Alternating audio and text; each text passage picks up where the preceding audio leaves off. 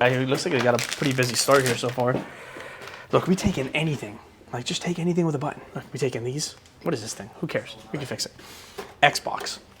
We got 3 phones here. We got a watch. I mean, look at the stuff that's coming in. But something that's important, guys, and like I think a lot of times our team members forget because they get so busy.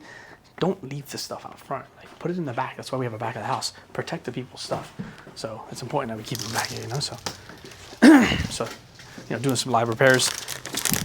I'm just gonna leave this stuff here.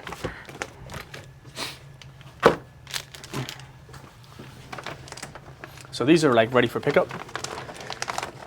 Issues like with laptop repairs or any kind of repairs, reach out to us, because let me just show you, like, we have our own department here where we do just computer repairs.